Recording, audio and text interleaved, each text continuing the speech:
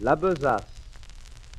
Jupiter dit un jour que tout ce qui respire s'en vienne comparaître aux pieds de ma grandeur. Si dans son composé quelqu'un trouve à redire, il peut le déclarer sans peur, je mettrai remède à la chose. Venez, singes, parlez le premier et pour cause. Voyez ces animaux, faites comparaison de leurs beautés avec les vôtres. Êtes-vous satisfait? Moi, dit-il, pourquoi non? N'ai-je pas 4 pieds aussi bien que les autres? Mon portrait jusqu'ici ne m'a rien reproché. Mais pour mon frère l'ours, on ne l'a qu'ébauché. Jamais, s'il me veut croire, il ne se fera peindre. L'ours venant là-dessus, on crut qu'il s'allait plaindre. Tant s'en fout, de sa forme il se loua très fort. Glosa sur l'éléphant, dit qu'on pourrait encore ajouter à sa queue, ôter à ses oreilles, que c'était une masse informe et sans beauté. L'éléphant étant écouté, tout sage qu'il était, dit des choses pareilles. Il jugea qu'à son appétit, Dame Baleine était trop grosse. Dame Fourmi trouva le ciron trop petit, se croyant pour elle un colosse. Jupin les renvoya, s'étant censurés tous, du reste content d'eux. Mais parmi les plus fous, notre espèce excelle là. Car tout ce que nous sommes, lynx envers nos pareils et taupes envers nous, nous nous pardonnons tout et rien aux autres hommes. On se voit d'un autre œil qu'on ne voit son prochain. Le fabricateur souverain nous créa besaciers tous de même manière, tant ceux du temps passé que du temps d'aujourd'hui. Il fit pour nos défauts la poche de derrière et celle de devant pour les défauts d'autrui. La perdrix.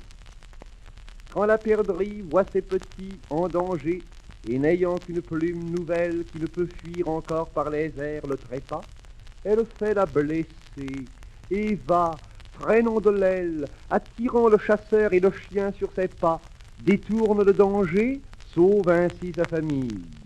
Et puis, quand le chasseur croit que son chien la pille, elle lui dit adieu, prend sa volée et rit de l'homme qui, confus des yeux en vain, la suit.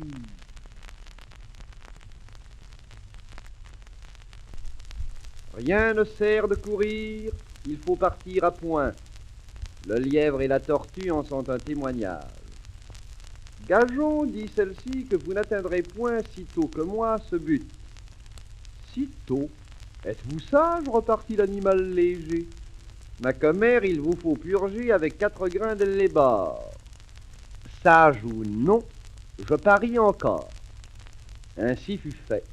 Et de tous deux, on mit près du but les enjeux. Savoir quoi, ce n'est pas l'affaire, ni de quel juge l'on convainc. Notre lièvre n'avait que 4 pas à faire. J'entends de ceux qu'il fait lorsque, près d'être atteint, il s'éloigne des chiens, les renvoie aux calendes et leur fait arpenter les landes.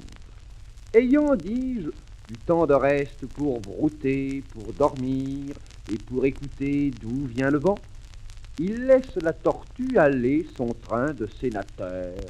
Elle part, elle s'évertue, elle se hâte avec lenteur.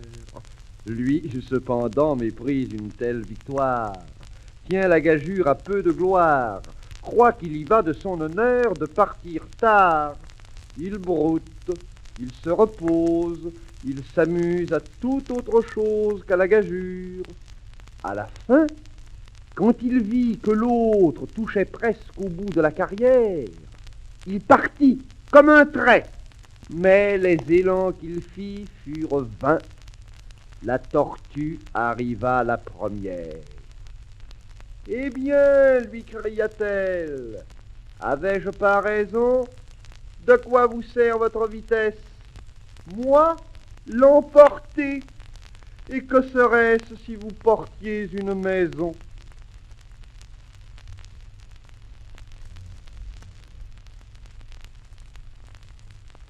le renard et les raisins. Certains renards gascons, d'autres disent normands, mourant presque de faim, vit au haut d'une treille des raisins, mûrs apparemment et couverts d'une peau vermeille.